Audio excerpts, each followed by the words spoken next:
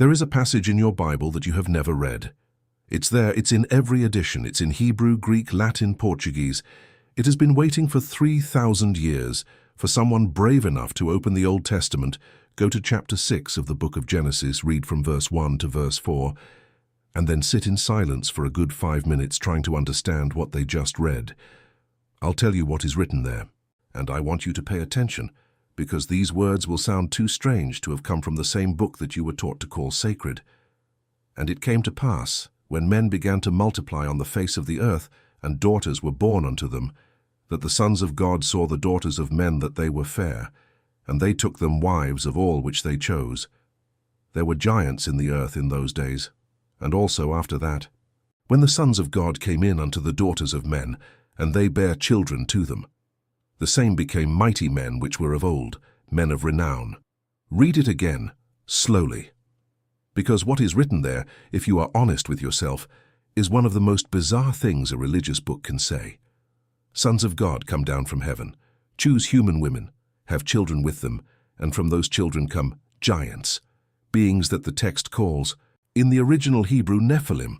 And the book goes on, as if nothing had happened, as if this were a routine weather observation, as if you should just turn the page and continue reading calmly, without asking absolutely anything. But you are asking, aren't you? Who are these sons of God? Why did they come down? Who allowed it? Why did no one in Sunday school ever tell you this story? Why does it appear so naturally in the middle of Genesis? Exactly between the expulsion of Adam and Eve and the story of Noah, as if it were an essential part of the plot, and yet it has been practically erased from any popular religious teaching for the last 2,000 years, and more. If Genesis is the inerrant word of God, word for word, dictated from heaven to Moses, then this word is too. This verse is too. These giants are too. And the question that no one wants to ask, the question that silences your congregation, your family, your pastor, your priest, your rabbi, at the exact moment you ask it out loud, is simply this: if I cannot literally trust this passage from Genesis, can I literally trust any? It was exactly this question that changed the life of a young Dutchman named Baruch Spinoza at some point around the age of 20 in Amsterdam, in the 17th century. He was studying to be a rabbi. He was the pride of the family. He spoke Hebrew fluently, Latin elegantly, Spanish at home, Dutch on the street, and Portuguese with relatives, because his family had fled the Portuguese Inquisition decades earlier, when persecuting Jews in Lisbon was an afternoon sport. He read the Torah every day, memorized entire passages, discussed with the masters of the synagogue. And it was precisely in the midst of this impeccable education, this exemplary life, this carefully constructed faith, that disaster struck. He began to read attentively. Too attentively. He started to notice things, small things at first, a word out of place, a geographical name that made no sense for the time, a phrase that said, "until today," in a book supposedly written by Moses, centuries before that, today. A God who changes his mind. A God who repents. A God who asks questions that an omniscient God would never need to ask.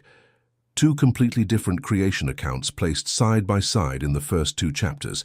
A rib that becomes a woman, a serpent that speaks, giants, angels descending, sons of God mating with humans. And the young Spinoza, in the silence of his room, began to do something that no one had done before in the way he would.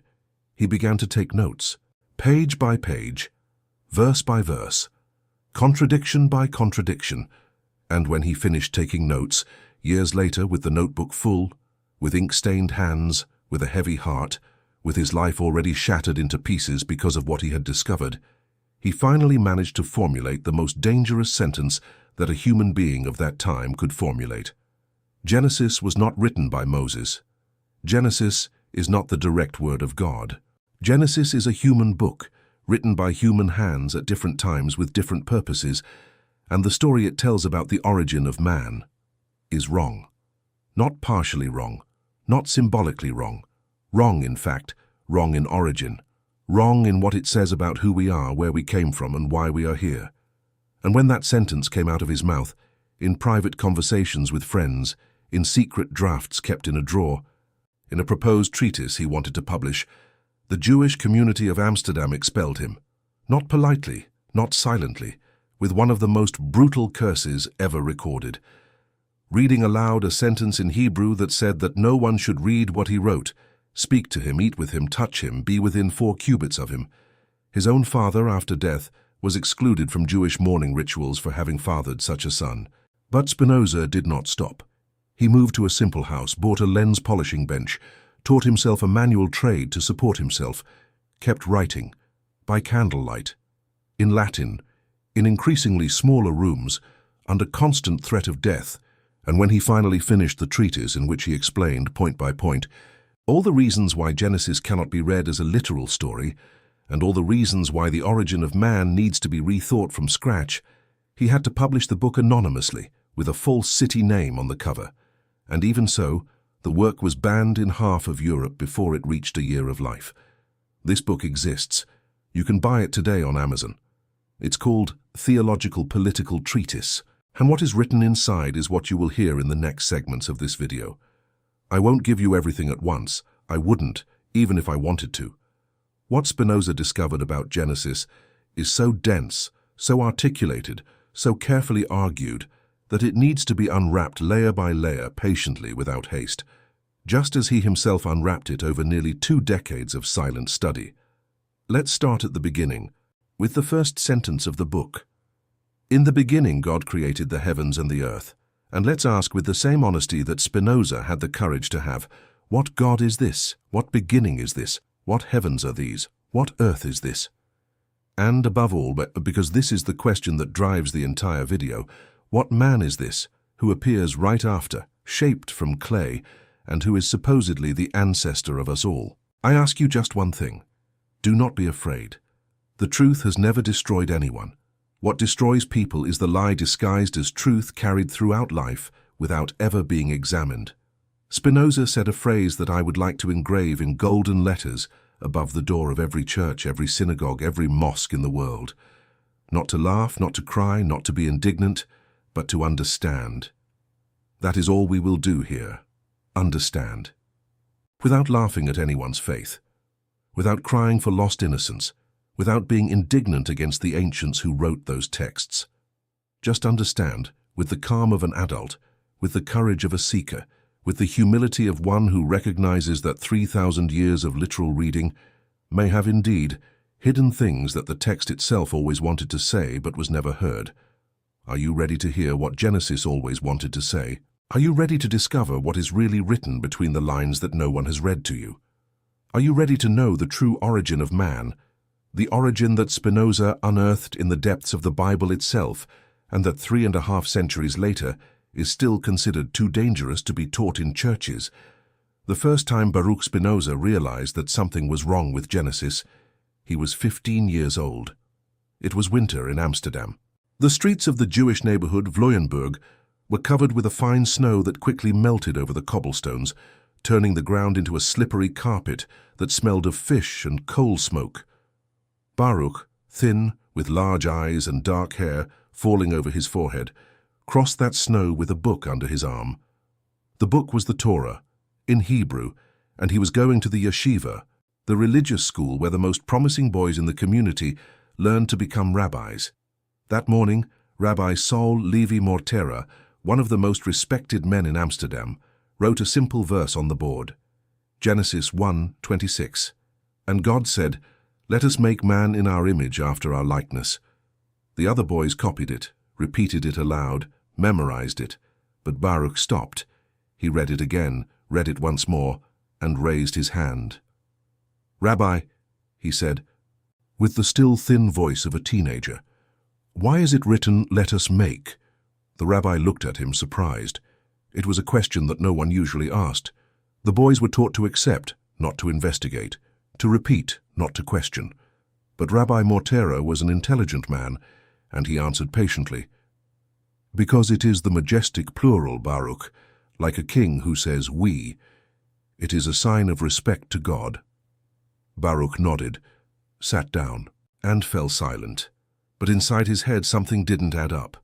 Because if God is one, why would he speak in the plural? And more, if it was just a majestic plural, Why does it appear precisely in this phrase and almost nowhere else in the entire book?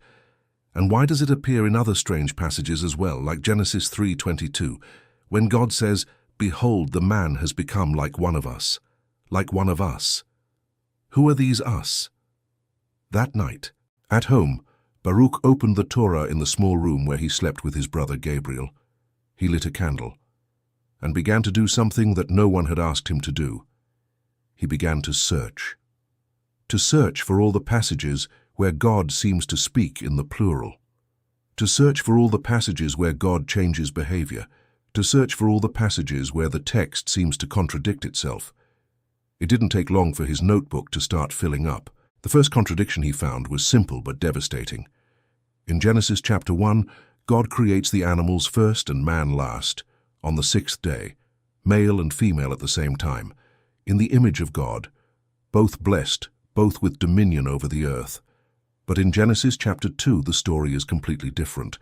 There, God creates man first, Adam alone, then creates the animals to see if any of them serve as a companion for man, and only after seeing that no animal serves, creates the woman from a rib of man.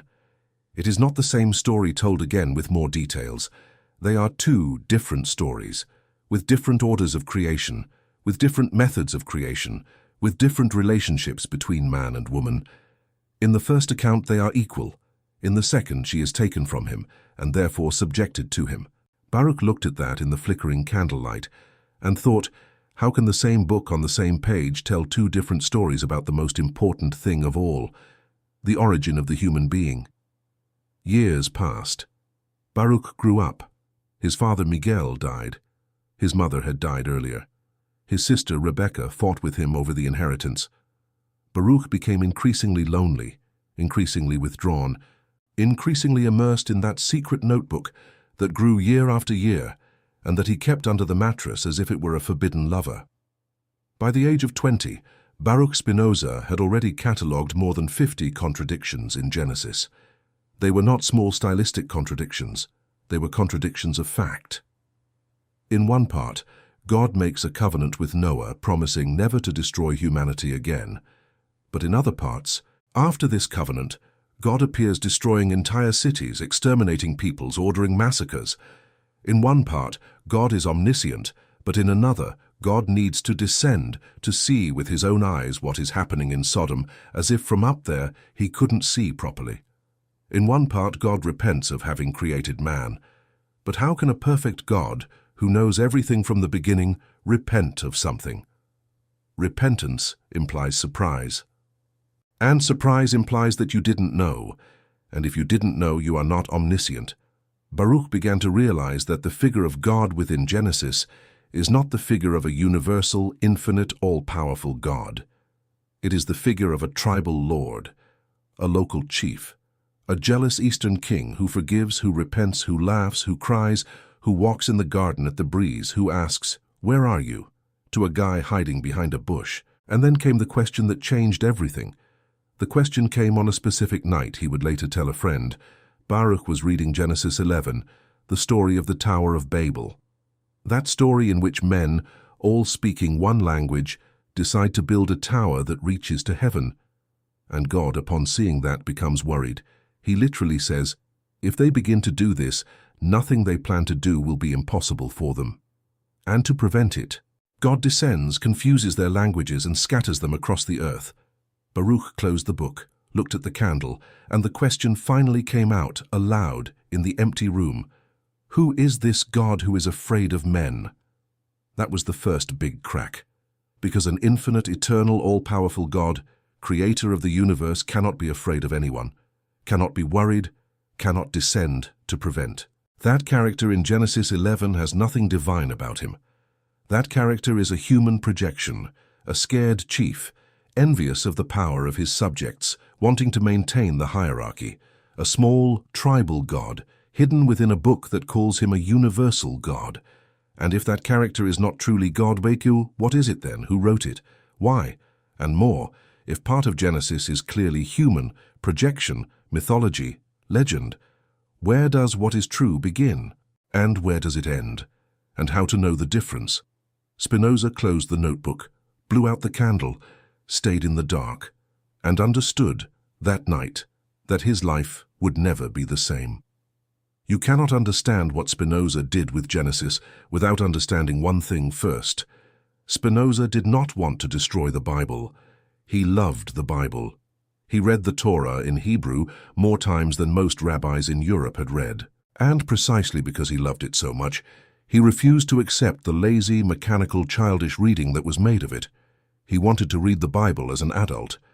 And reading the Bible as an adult, he said, is treating the text like any other ancient text, looking at who wrote it, when it was written, under what circumstances, what words the author used, and what those words meant at the time, comparing with other texts from the same period, looking for internal contradictions, looking for anachronisms, and above all setting aside the naive idea that each word fell from heaven ready, perfect, wrapped for a gift. It was with this method, which we now call historical criticism, and which is in any serious university department of religious studies in the world, but which at the time was considered capital heresy, that Spinoza began to dismantle Genesis. And one of the first things he dismantled was the author. I ask you now, who is there listening? Who wrote the book of Genesis? The traditional answer, taught in almost every church, synagogue, and religious school in the world for 2,000 years, is one: Moses. Moses wrote the first 5 books of the Bible, known together as the Pentateuch, or Torah: Genesis, Exodus, Leviticus, Numbers, and Deuteronomy. All Moses. Dictated by God, recorded by Moses on Mount Sinai, and throughout the Hebrews' journey through the desert. Spinoza took this statement, looked at it calmly, and did something simple. He went to check. And what he found was, so to speak, spectacular. In Genesis 12:6, it is written, "And Abram passed through that land unto the place of Sichem, unto the plain of Moreh, and the Canaanites were then in the land." Look closely at this phrase, "and the Canaanites were then in the land." This small phrase in "were then" implies that at the time the author is writing, the Canaanites are no longer there. But the Canaanites were only expelled from the land of Canaan centuries after Moses died. Who is then this author who writes "were then" about something that still fully existed in Moses' time? It cannot be Moses. It is impossible for it to be Moses. It is someone writing a long time later. Do you think this is the only evidence? It is not. Spinoza catalogued dozens. In Deuteronomy 34, the burial of Moses is described. How could Moses write the account of his own death, of his own burial, of his own mourning, and of the succession by Joshua? In Genesis 36, there is a list of the kings of Edom before there reigned any king over the children of Israel. But the first king of Israel was Saul, centuries after Moses. Who wrote this phrase? In Numbers 12, it is said that Moses was the meekest man on the face of the earth. Can you imagine Moses, with the humility that the very verse praises, writing this about himself? Block by block, sentence by sentence, Spinoza demonstrated that the Pentateuch cannot have been written by Moses. It was written by various hands, at various times, edited, re-edited, sewn and re-sewn over centuries, and only gained the final form that you read today long after, probably only in the period after the Babylonian exile, centuries after the death of the Hebrew leader. Pause for a moment and breathe. I know this is a lot, and I know that for some people this seems like an attack, seems like a provocation, seems like an evil thing. But it is not. It is honesty. And precisely because it is honesty, I need to ask you one thing before we continue. Look, I know there are many channels out there, and I know there are 1,000 videos in front of you competing for your attention. There are cat videos, recipe videos, gossip videos, shallow videos, lazy videos. And you chose, just today, just now, to sit and listen to Spinoza talk about Genesis. You are a rare kind of person. You are the kind of person who still believes that thinking is worth it. You are the kind of person who knows, deep down, that life demands more than ready opinions. So do one thing for me, and for you too. Write in the comments. It doesn't have to be much. It can be a word, a phrase, a question. Tell what you felt so far. Tell if this bothered you or freed you. Tell what you would say to me if Spinoza were in the room with us now, alive, sitting in that chair, polishing lenses in silence while listening. What would you say to him? What would you ask? Write, for real. And take the opportunity to subscribe to the channel before you forget. Because the truth is simple, there are too many things wanting to divert your attention, and the next time one of these videos airs, you might not even see it. Subscribing is just pressing a button, but it is also, in a way, telling yourself, I belong to this kind of search. I am on this team. I want to keep thinking. Press it, activate the bell, and come back. Because here we will go far. Done. I've got you by the arm. I won't let go. Let's continue. Spinoza, then, was not denying that the Bible had value. On the contrary, for him, the Bible has enormous value, but it is a moral value, not a scientific or historical value. The Bible teaches what is good, what is just, what is pious. It teaches to love one's neighbor. It teaches to seek the truth. It teaches to practice justice. And in this, he said, it is unsurpassed. But the Bible was not written to teach geology, biology, astronomy, or the origin of the universe.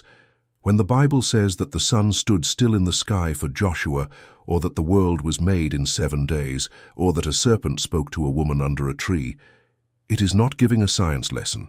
It is using the language of the people of that time, with the symbols of that time, to convey a moral message that transcends the time. Reading that as science, Spinoza said, is to understand absolutely nothing of the Bible. It is to confuse the finger with the moon that the finger points to. And the most serious problem with Genesis is exactly that. For 3,000 years, the book about the origin of man has been read as a biology manual, as if it were a birth certificate of the human species, as if Adam were a flesh and blood guy, with a date and address, and Eve a historical woman literally made from a rib. And it was at this point, precisely at this point, that Spinoza realized he needed to go deeper. There are 2 Adams. Spinoza realized this in the first weeks of his studies, when he was just over 20 years old, sitting in the small room of the Jewish neighborhood in Amsterdam, with the autumn rain tapping on the window. He had opened the book of Genesis to reread it calmly, from the beginning once again, and he stopped at the end of chapter 1. In Genesis chapter 1, from verse 26 to 31, is the first story of the creation of man. It is a short, solemn, almost poetic story. God says, "Let us make man in our image, after our likeness." And he does. Male and female, he created them. He blesses them. He tells them to be fruitful, multiply, and subdue the earth. And then comes the 7th day, and God rests. All right, you read this, you turn the page, and you think a new story will begin in a new stage of the plot, perhaps the story of Adam's children, or the expansion of humanity across the earth. But that is not what appears. What appears in Genesis chapter 2, starting from verse 4, is a new creation of man, another creation, different. In this second version, the order is entirely different. God first forms man from the dust of the ground. Then he breathes into his nostrils the breath of life. Then he plants a garden in Eden. Then he puts man in the garden. Then he forms the animals. The animals come after man here, unlike in chapter 1, and brings the animals to Adam for him to name each one of them. Adam names them all, but does not find among them a suitable companion. And only then, seeing that man is alone, does God make him sleep, take one of his ribs, and from the rib he makes woman. These are 2 stories, and they contradict each other in almost everything. In the first, man and woman are made together at the same time, both in the image of God, with no hierarchy between them. In the second, man is made first alone, and woman is taken from him, derived from him, secondary to him. In the first, the animals are made before man. In the second, after. In the first, creation is described on a cosmic scale from nothing to the universe in 7 days. In the second, creation is a local story of a garden about 2 specific characters in a single afternoon. Why 2? Spinoza went to the texts, he went to the original languages, and he began to notice something fascinating. In chapter 1, the name of God, in Hebrew, is Elohim. In chapter 2, starting from verse 4, the name changes. It becomes Yahweh Elohim, usually translated as Lord God. And more, the style is different, the vocabulary is different, the theology is different, The rhythm of the sentences is different. It is as if you were reading two distinct authors, writing in different times with different views of God. And someone later took both texts and placed them side by side within the same book. And that is exactly what happened. Spinoza was one of the first to realize, centuries before modern biblical criticism, that the Pentateuch is a patchwork of various sources. There are different hands at work within it. There are moments when you are reading an older, more primitive author with a very anthropomorphic God. A God who walks in the garden, who makes clothes of skin for Adam and Eve, who smells the sacrifice of Noah. And there are moments when you are reading a more sophisticated, more theological author, with a more transcendent God who creates by the word, from a distance, without getting dirty with matter. These two voices coexist within Genesis, and they have not been harmonized, they have been stacked. The discovery deeply disturbed Spinoza, because if there are two voices, there are also two theologies, there are two gods being described, there are two origins of man being told, and which one is the true one? His answer was courageous. Neither of them, he said, is true in the sense of historical account.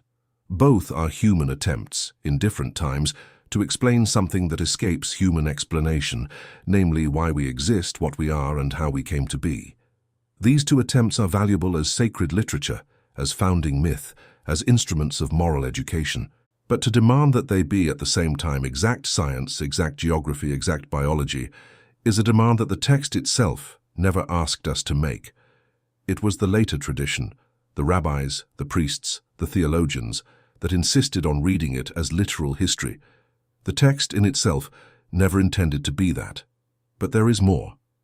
And this is where it gets really interesting. Spinoza began to investigate the word Adam, and he discovered that in Hebrew, Adam is not exactly a proper name.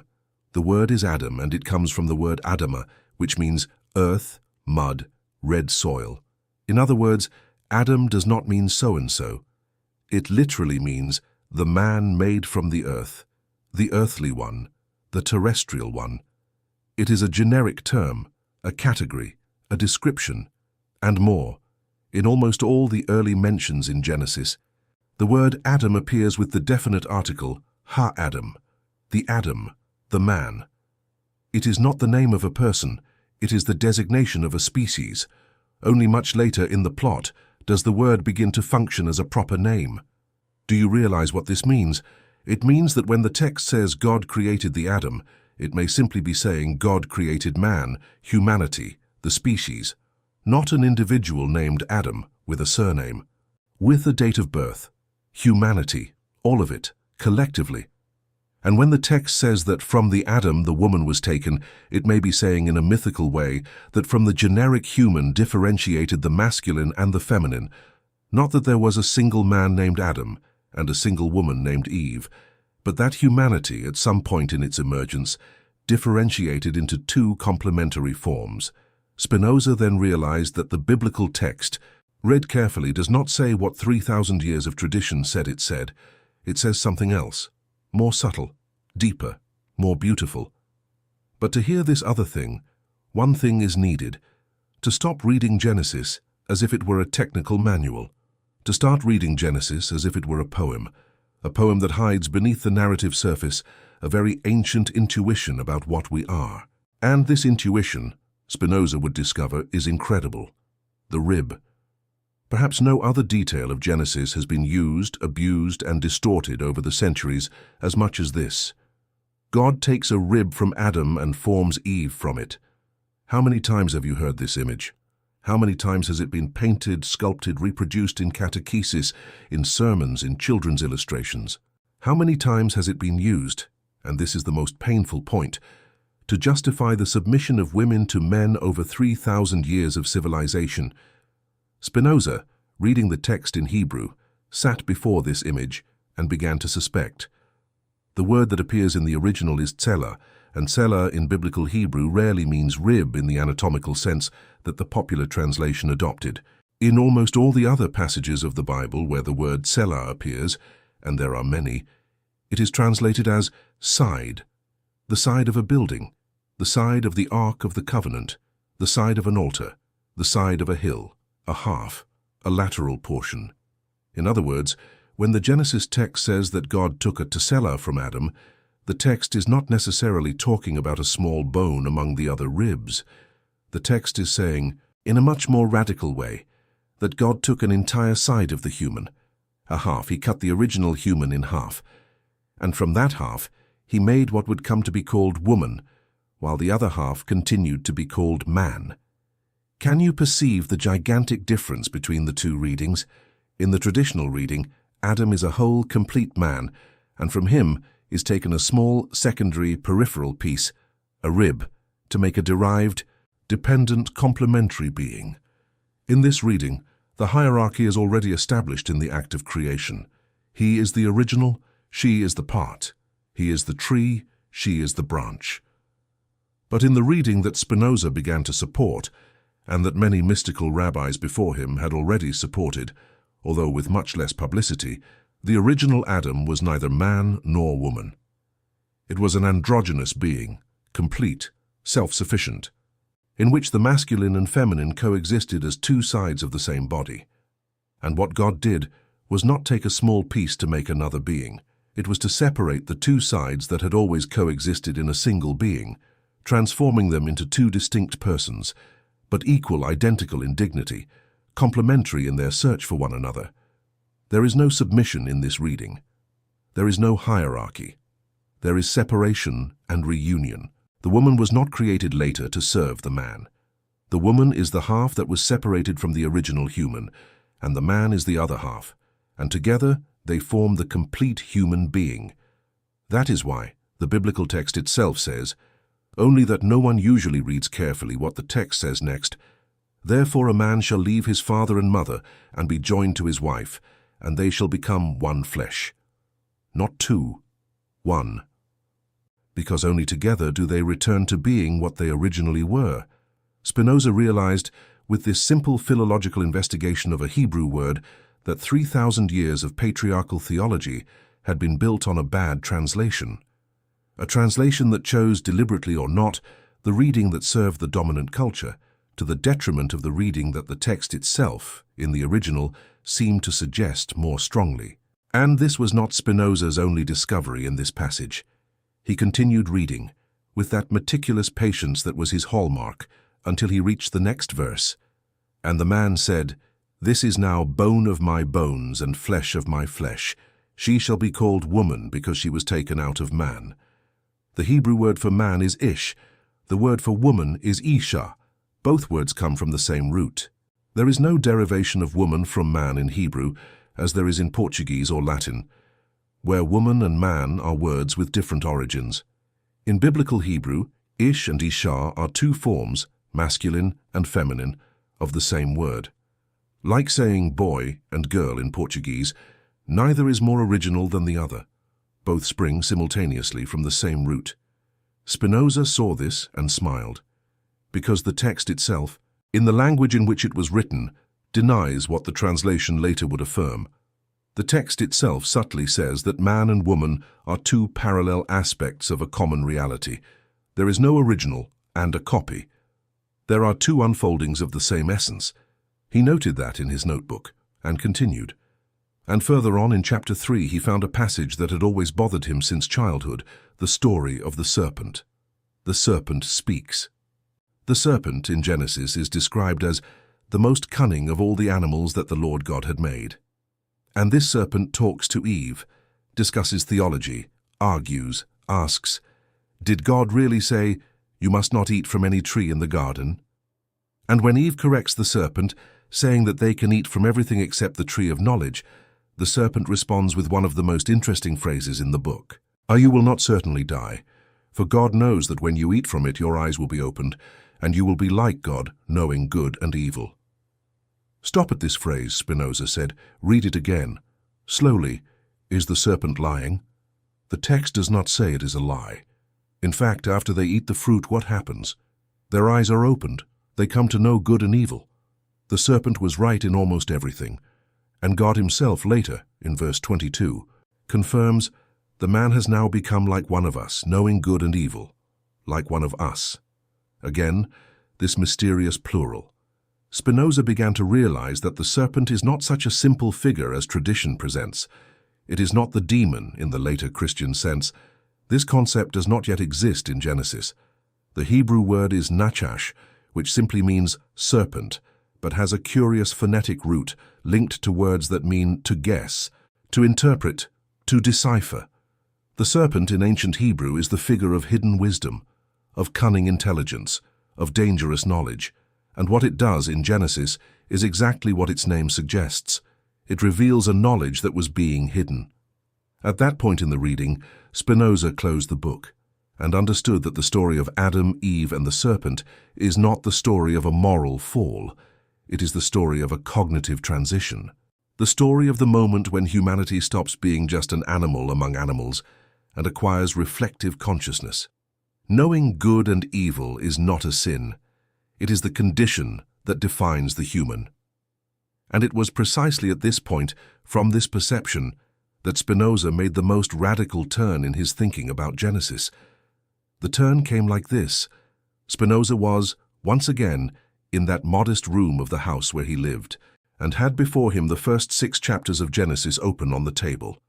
He had spent months studying each word. He had compared Hebrew with Aramaic.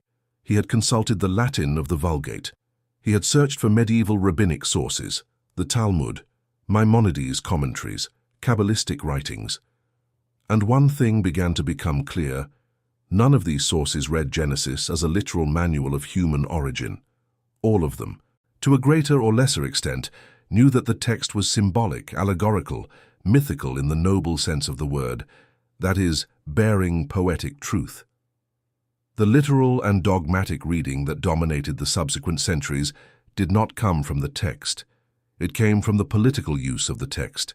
Spinoza realized this clearly, and he realized more.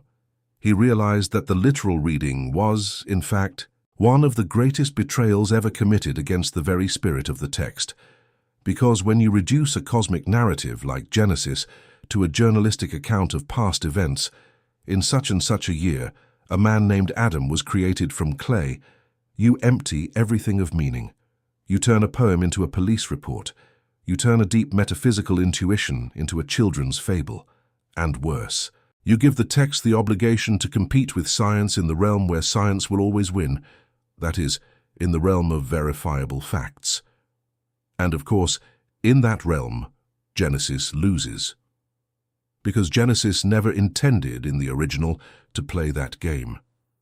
It was at this point that Spinoza formulated one of the most important phrases of all his work, a phrase that centuries later would be the foundation of what is called modern exegesis. The prophets did not speak according to the truth of things, but according to the opinions and images of the time in which they lived. In other words, when Moses, or whoever actually wrote Genesis, spoke of a man made of clay, he was not delivering a technical document about the biological origin of the human species. He was using the language available in his culture, with the images that his culture understood, to convey a spiritual intuition that goes far beyond the letter.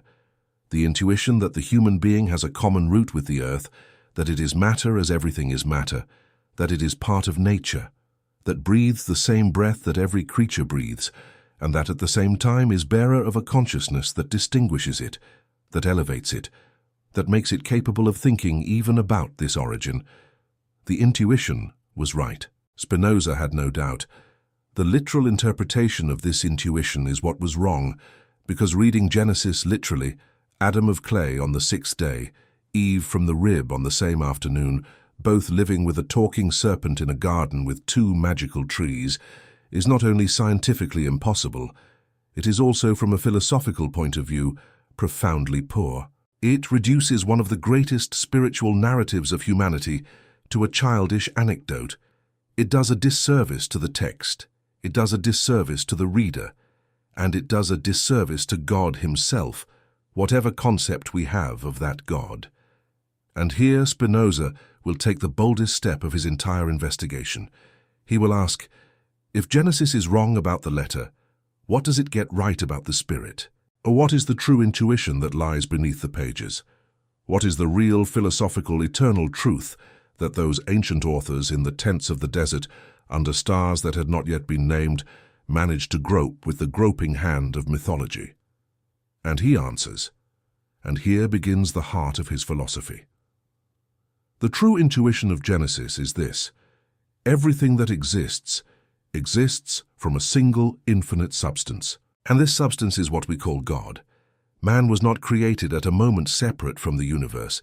Man is one of the infinite forms through which this substance expresses itself. The stone is another. The fish is another. The star is another. Thought is another. Everything that exists is the same fundamental reality, manifested in different modes at different moments in different bodies. When Genesis says that God formed man from the dust of the ground and breathed into him the breath of life, Genesis is saying, in mythical language, exactly this. Man is matter animated by consciousness, body and mind, dust and breath. Both are manifestations of the same divine reality.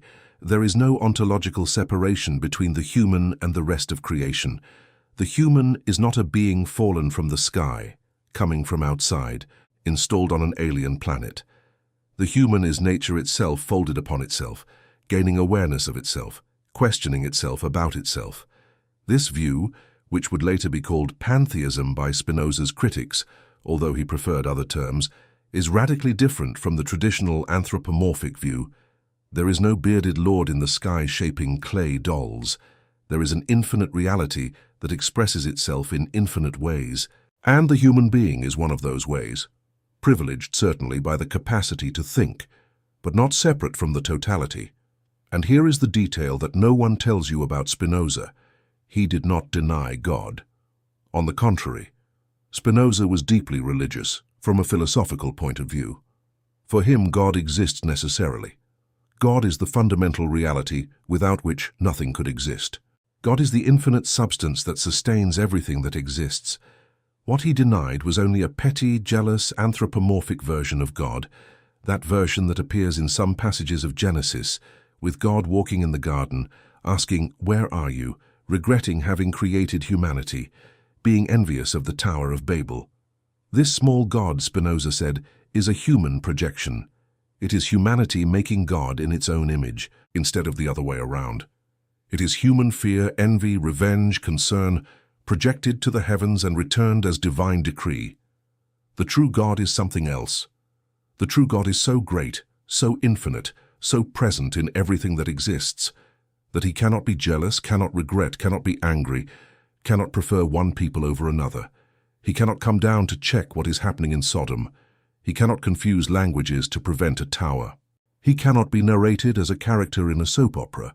The true God is nature. Not nature in the small sense of trees and animals. Nature with a capital N, the totality of what exists, the foundation of all things. And man, Spinoza discovered, reading Genesis itself more carefully than anyone had read in centuries, is a manifestation of this divine nature, a wave of the ocean, a thought of a cosmic mind. The origin of man, therefore, is not in a mythical garden 6,000 years ago. The origin of man is in the very structure of the universe. It is in the eternal law that makes matter organize itself into increasingly complex forms. It is in the necessary and infinite flow of the unique substance that manifests in all things. You were not created in a day. You are eternal to the extent that you participate in eternal nature. You were born, yes, on a specific day, with a specific father, with a specific mother. But what is deeper, more essential in you is as old as the universe itself. You are stardust, breath of divinity, modulation of a single infinite substance that has unfolded for a time that has no beginning or end. This is the true reading of Genesis, Spinoza said. This is the truth that lies beneath the letter. And this is the truth that will free you from the fear of death, from the guilt of original sin, from the anguish of having been created wrong in a garden from which you were expelled for not being able to resist an apple. You were never expelled from anywhere. You are, at this very moment, inside the garden, because the garden is all of nature, and all of nature is God. But then comes the inevitable question. If Spinoza was right, if Genesis is myth and not history, if Adam is a collective figure and not an individual, if the garden is a metaphor and not a geographical location, Then what happened at the moment when human beings appeared on Earth? What is, in his view, the real origin of man? Here things get fascinating. Because Spinoza, although he lived 3 centuries before Darwin's theory of evolution, before the discovery of DNA, before radiocarbon dating, before any modern scientific notion about the origin of species, managed to intuit, with the strength of pure philosophical reason, something that astonishingly approaches what science would come to confirm 2 centuries later. His view was this: nature, being infinite, eternal, and following necessary laws, necessarily produces all the forms it can produce. There is no creation in the sense of a magical moment in which something arises from nothing.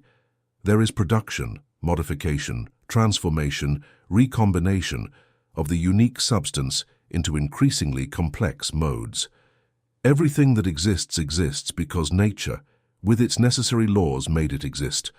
There is no chance, there is no miracle, there is no supernatural intervention. There is only the eternal unfolding of the infinite substance into finite modes, each arising from the previous one, each transforming into the next, in a chain that has no beginning or end. In this view, human beings were not created in a day. Humans emerged over immense periods from the matter that preceded them. The stones came first, the waters came first, the plants came first, the animals came first. And at some point in this long process, certain animal forms began to develop increasingly sophisticated capacities to feel, perceive, remember, imagine, and finally think reflectively about themselves.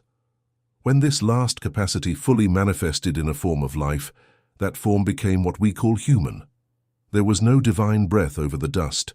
There was rather a transition, gradual, complex, incomprehensible to the eyes of the time, between a form of life that merely lived and a form of life that lived and knew it lived. Spinoza perceived this philosophically without yet having the scientific instruments to describe the process.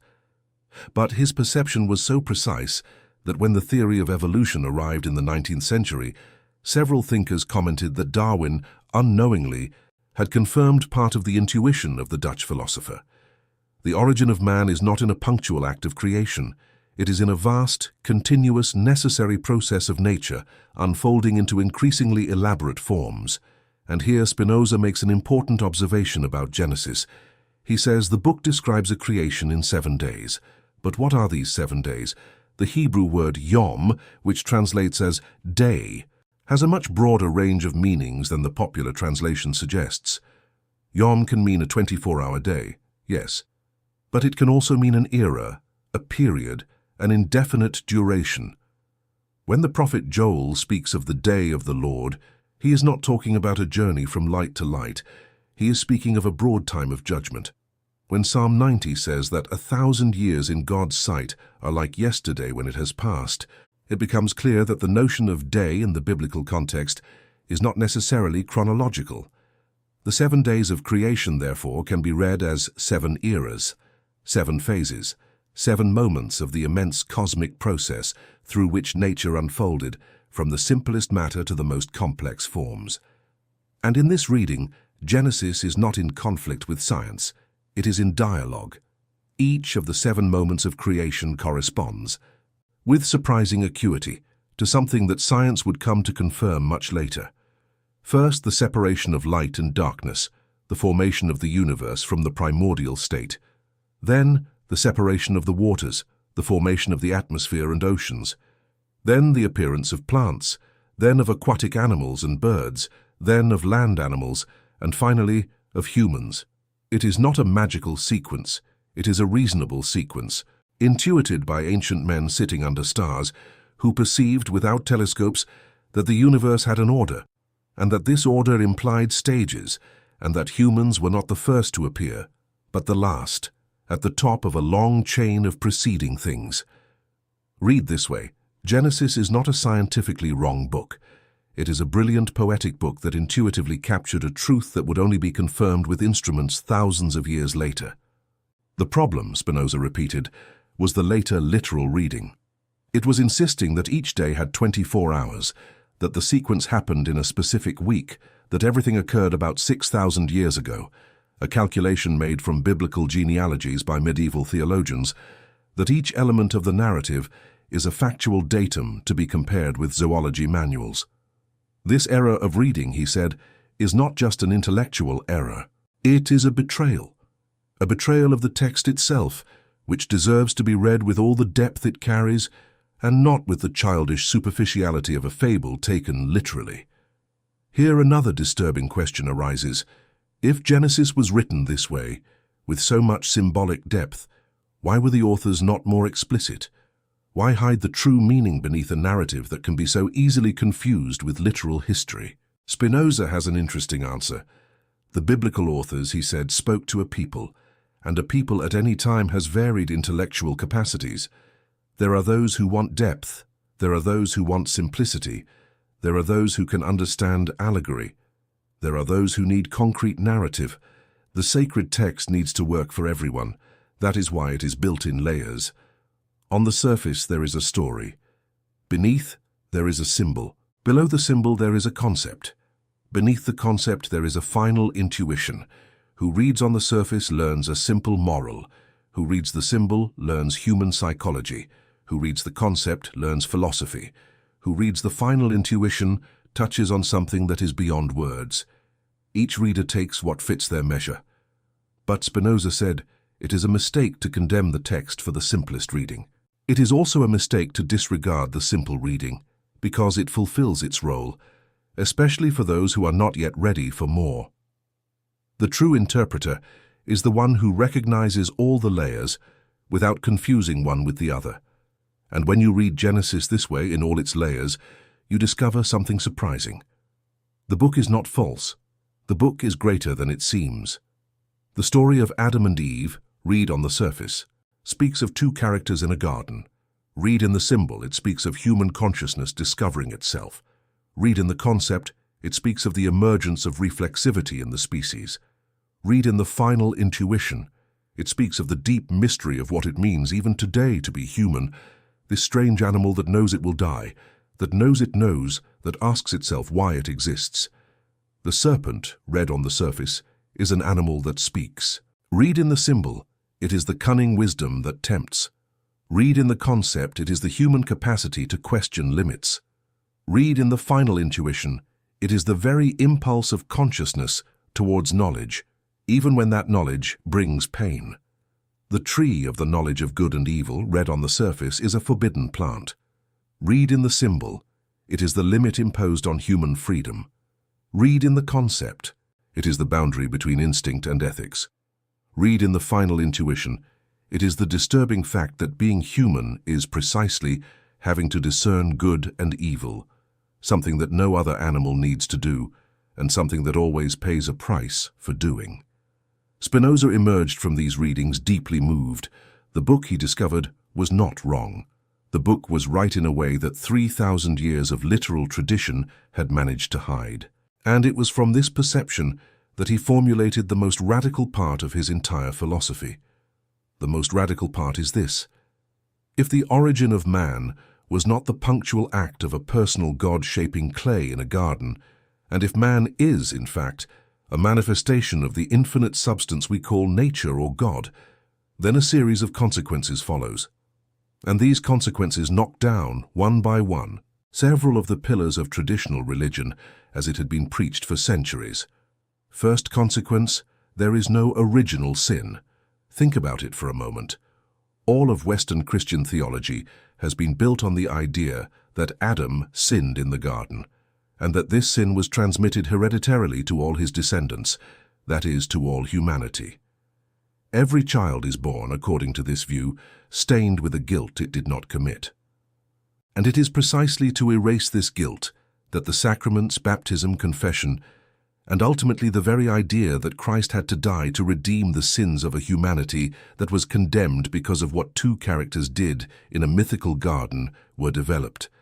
But if these characters are metaphors, if Adam is generic humanity, and Eve is the other half of humanity, and the serpent is cunning wisdom, and the apple is reflective knowledge, then there was no punctual sin, there was no original transgression, there was no fall. There was rather a transition. The the transition from animal innocence to human consciousness. And this transition is not sin. It is nature. It is precisely what defines the species. You cannot condemn human beings for having consciousness, because without consciousness, they would not be human. Spinoza realized, with this, that the entire structure of guilt that traditional religion imposed on humanity for centuries is built on a misreading. You were not born stained. You are not a bearer of hereditary guilt. You are simply a conscious being, part of nature, a manifestation of the infinite substance, and what you feel when you feel anguish, doubt, shame about your own body, a sense of inadequacy, all of this is not residue of original sin. It is a natural consequence of the human condition. It is the price of having consciousness, and it is precisely this price that can be transformed into wisdom, if you know how. Second consequence, there is no expulsion from paradise. If Adam is humanity, and the garden is the innocence of pre-consciousness, then the expulsion is simply the birth of reflective consciousness. No one expelled anyone. It was humanity itself, upon becoming conscious, that found itself outside of animal innocence, and retrospectively named this transition expulsion. But the garden was never a place to which one could return.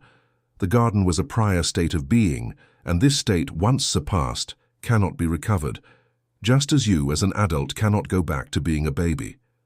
There is no door to paradise. There is no God who closes that door with a flaming sword. There is only the path forward, always forward, in the increasingly profound exercise of the consciousness you already have. Third consequence, true salvation is not an external operation. It is an internal operation. If you are not expelled from a place, you do not need to be repatriated. If you are not stained, you do not need to be cleansed. If God is not an irritated Lord in heaven, you do not need to appease him with sacrifices and rituals. What you need is to understand nature, to understand your place in it, to understand the necessary laws that govern everything that exists. And in this understanding, which Spinoza calls the intellectual love of God, you find, he said, the only true form of peace, freedom, salvation. It is not a salvation that comes from outside. It is not someone who forgives you for a fault you did not commit. It is an internal transformation that comes from understanding. The more you understand, the more you free yourself. The more you free yourself, the more you participate in what is eternal. The more you participate in the eternal, the less you fear death, because the death of the body is merely the dissolution of a finite mode. The substance of which you are made does not die, it merely transforms. Here Spinoza arrives at the final phrase of his main book, the Ethics. The phrase is one of the most beautiful ever written in the entire history of philosophy. Happiness is not the reward of virtue, but virtue itself. There is no salary at the end. There is no paradise afterwards. There is no reward in another life. The only reward for good is the good itself. The only heaven is the joy of those who understand.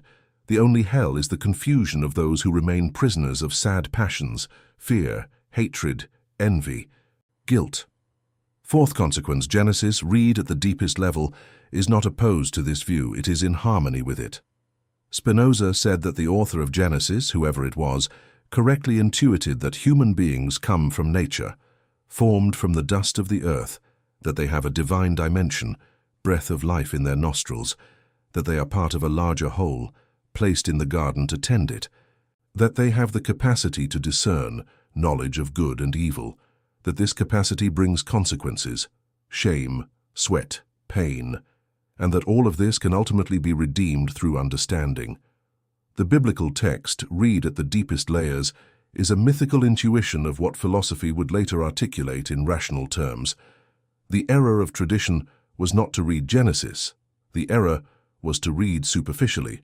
The error was to confuse allegory with biography, symbol with fact, poetic language with technical manual. And above all, the error was to use this misreading as an instrument of power. Here, Spinoza becomes particularly harsh. He realized, reading the history of organized religions, that the maintenance of the literal reading of Genesis always served one concrete purpose: to keep people obedient through fear. If you are a bearer of original sin, you need the priest to cleanse you. If Eve was taken from Adam's rib, women need to obey men. If knowledge was sin, reason is dangerous and blind faith is virtue. If paradise was in the past and can only be reacquired after death through institutional mediation, then you need, throughout your life, to sustain the institution that promises you this mediation. The literal reading was not an innocent mistake. It was a strategy, a very successful strategy for many centuries to keep entire populations under control through the naturalization of hierarchies and the promise of a delayed reward that can never be verified. And when Spinoza realized this, when he realized that what he was doing was not just a philological analysis, but a dismantling of an entire machine of spiritual and political power, he understood why he was being persecuted, why he had been excommunicated, why he had been threatened with death, why his books were banned. He was not threatening God. God remained intact, infinite, eternal, present in everything. He was threatening something much more fragile, the institutional structure that, for 3,000 years, had presented itself as God's representative on earth. And this structure, wounded in pride and finances, reacted as wounded structures always react. It tried to silence the wounded, but it is too late to silence Spinoza. His writings survived, his ideas crossed centuries, and today, centuries later, millions of people around the world are beginning to do what he did. Read the book of Genesis again, without naivety, without fear, without haste. Read as adults, and discover in this rereading that the true story of the origin of man is grander than the garden, older than Adam, deeper than the rib, and more human than any childish fable that has been told to you in Sunday school. The true origin of man is nature itself, thinking about itself through you, and that is all, and that is more than enough.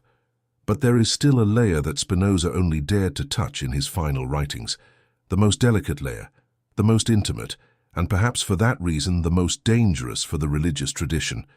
He called it, in Latin, imaginatio, imagination.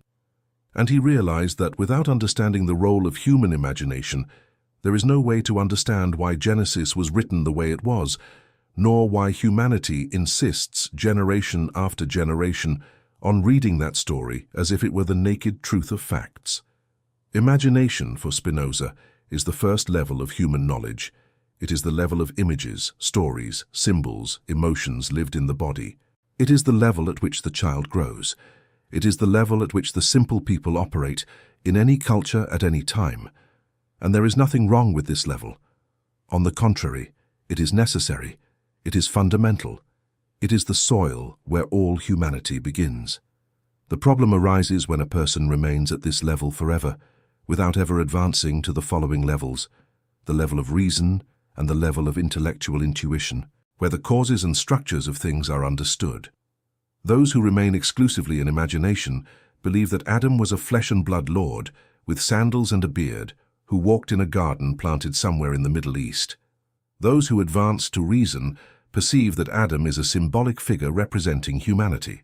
Those who reach intellectual intuition understand that this symbolic figure points to an ontological reality, the manifestation of the infinite substance in human mode. And all three are reading the same text. The difference lies in who is reading. Spinoza realized with this distinction something profoundly generous. He did not despise the literal reading. He merely said that it was insufficient when taken as the only one. People need images. They need characters. They need stories with a beginning, middle, and end. And the text of Genesis, with its magnificent narrative of clay, rib, serpent, and garden, offers all of this with a richness that few mythologies in the world have managed to match. But offering images is not the ultimate goal. The goal is, through the images, to lead the reader to understand what the images were trying to say. Like a finger pointing to the moon. The finger is necessary. Without the finger, no one would look. But if you keep looking at the finger your whole life, you never see the moon. Adam is the finger. Conscious humanity is the moon. Eve is the finger. The essential complementarity between the two poles of humanity is the moon. The serpent is the finger. The reflective capacity of consciousness is the moon. The tree is the finger. The price paid for that capacity is the moon. The garden is the finger. The state prior to reflective consciousness is the moon. Whoever keeps looking at the fingers for 3,000 years and never looks at the moon is someone who loses the entire essence of the book. And it was precisely this, Spinoza said, that happened with most religious traditions that were built around Genesis. They specialized in discussing the fingers, the exact day Adam was created, the geographical location of the garden, the species of the serpent, the type of fruit. Endless discussions about the fingers, while the moon remained there in the sky, ignored, waiting. Spinoza's reading is the attempt to finally raise one's eyes and look at the moon. And when one looks, he said, one perceives something strange. There is no longer the feeling of fall. There is no longer the feeling of expulsion. There is no longer the feeling of sin. There is a contrary feeling, a feeling of belonging, of being inside the whole, of being part of the infinite fabric of divine nature. He described this feeling as active joy. Joy, he said, is the increase of our capacity to act. It is the feeling that accompanies the growth of our understanding. The more you understand, the more you rejoice. And the more you rejoice, the more you understand. It is a virtuous circle, opposed to the vicious circle of sad passions that dominate most human lives. Most people, Spinoza said with a melancholy that escapes in various passages of the Ethics, live trapped in fear, in anger, in jealousy, in guilt, in a desire for revenge, in resentment. All of this is sad passions. All of this diminishes the capacity to act. All of this binds the person to a lower level of existence, where the human being becomes reactive, repetitive, unhappy. And many of these sad passions, here is the point, have historically been fed and not fought against by the literal reading of Genesis. The guilt of original sin feeds sadness. The fear of hell feeds fear. The submission of women feeds resentment. The opposition between reason and faith feeds ignorance. Therefore, liberating Genesis from the literal reading is not an academic operation. It is not something for a scholar in a library. It is a concrete liberation operation for the concrete lives of people. It is to return to humanity the right to read itself with dignity. It is to tell every child that grows up, you were not born dirty, you were born whole. You were not expelled, you are inside. You do not need an intermediary, you just need to understand. And if you understand, you will discover that your origin is so ancient, so grand, so divine, that no fable can capture the glory of what you are. You are nature, conscious of itself. You are God, thinking of itself through your few-kilo brain. You are the infinite substance, vibrating at this very moment in the specific form that has your name. Spinoza repeated this with a serenity that moved his friends. Accounts from people who lived with him speak of an extraordinarily calm, gentle, patient man. Without wealth, without family, without fame in life, without institutional recognition, living in a small room in The Hague, polishing lenses to earn his bread, writing late into the night, conversing with a few visiting friends. And yet, all who met him said the same thing. That man was the happiest human being they had ever known. It was not the happiness of possession. It was the happiness of understanding. It was not the happiness of fleeting pleasure. It was the happiness of participation in the eternal. He had found, within the most radical revision of the text of Genesis, the peace that the text, read superficially for centuries, had ironically failed to offer. And this peace is the offer he makes centuries later, even today, to anyone who has the patience to follow his investigation to the end. But the investigation does not end here. There is still more to see. There is the issue of the absurd genealogies, people living 969 years like Methuselah. There is the issue of the Nephilim giants, which we began to talk about in the introduction. There is the issue of the universal flood, and what geology has to say about it. There is the issue of the Tower of Babel, and what modern linguistics shows about the origin of languages.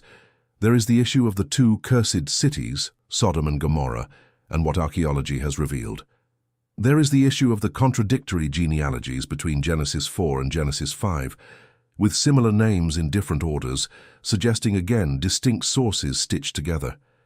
And there is, above all, the final question, the most disturbing question of all, which Spinoza only fully formulated in the last years of his short life. If Genesis is myth, and if myth has function, what is exactly the function of this specific myth for humanity today, centuries later, in a world where many people no longer literally believe in any of this but continue deep down, suffering from everything that the myth has inserted into the collective soul over millennia? It is this last question, the current function of the myth of Genesis, that may be the most important of all, because it is from it that the real possibility of complete liberation depends. And it is in this question, profound, contemporary, urgent, that we will dive from now on if you want us to continue. The first thing that caught Spinoza's eye when he began to investigate the function of the Genesis myth was an arithmetic problem. The Bible, in Genesis chapter 5, offers a detailed genealogy. Adam lived 930 years, Seth lived 912, Enosh 905, Kenan 910, Mahalalel 895, Jared 962. Enoch lived only 365, although according to the text, he walked with God, and he was no more, for God took him. And Methuselah, the famous Methuselah, lived 969 years, still synonymous today, in almost all Western languages, with extreme longevity. These numbers, taken literally, are impossible. There is no biological record of any human having lived more than 120 years, with any reliable documentation. Life expectancy in antiquity was even lower, between 30 and 50 years, in most known populations. How, then, does the Bible justify these absurd ages? How could Adam have lived 930 years? How could Methuselah have lived almost a millennium? The literal reading collapses here. There is no way out. Either the authors were consciously lying, or they were wrong about the facts, or, the only honest way out, they were saying something else.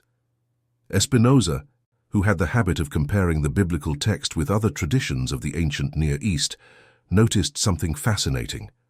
Lists of Sumerian kings, discovered centuries later, but which he already intuited existed in some form, attributed even longer reigns to the earliest monarchs, in some cases over 30,000 years. The biblical authors, compared to these cultural neighbors, were modest. They were doing what every ancient culture did, using enormous numbers to signal antiquity, importance, dignity. The great ancestors lived a long time because they were great. The number was not biographical information, it was symbolic ornamentation. More fascinating still, several modern scholars pointed out that the numbers in Genesis 5 are not random.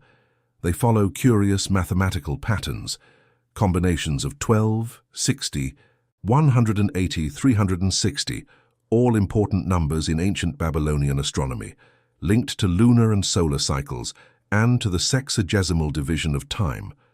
The authors were likely encoding astronomical and cosmological information within the ages of the patriarchs. The ages are not dates of birth and death, they are codes. Spinoza did not have access to all this modern research, but his intuition was the same. The ages of the patriarchs should not be read as clinical records. They should be read as coded language, part of a culture that viewed the world through sacred numbers, and that wrote narratives with mathematical layers embedded, just as other cultures wrote with musical or pictorial layers.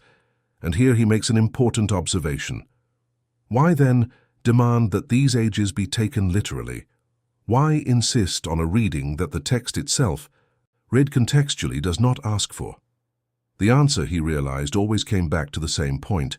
Insisting on a literal reading, even when it is clearly absurd, is a way of reinforcing the authority of the book. If the book is absolutely right, even in these impossible ages, then it must be right about everything. And if it is right about everything, then its institutional interpretation carries absolute weight. The absurdity of the number, paradoxically, supports the authority of the dogma. One must believe against reason to show faith. Spinoza rejected this game. He firmly refused it. For him, honest faith never demands that reason be violated. On the contrary, honest faith invites reason to read along, and together they go further than either would alone. He called this faith accompanied by light. And he said that faith without light is merely fear dressed up as virtue. And here an inevitable question arises. If these ages are codes, symbols, cultural ornaments, what are they trying to say?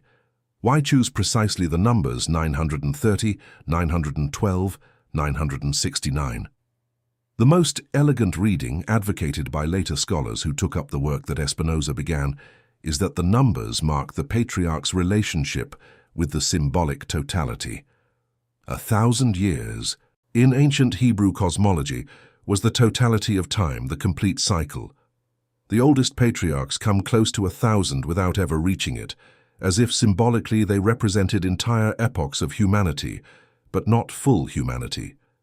As the generations approach Abraham, the ages progressively fall, indicating that humanity becomes, over time, more human in the finite sense of the term, more fragile, more real, closer to the biological scale we know today. The genealogy, then, is not showing the clinical history of people.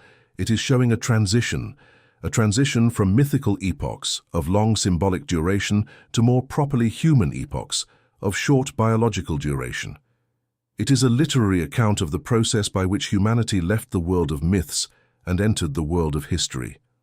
Those who understand this realize that Genesis is not, at any point, offering an exact chronology to be used to date the earth.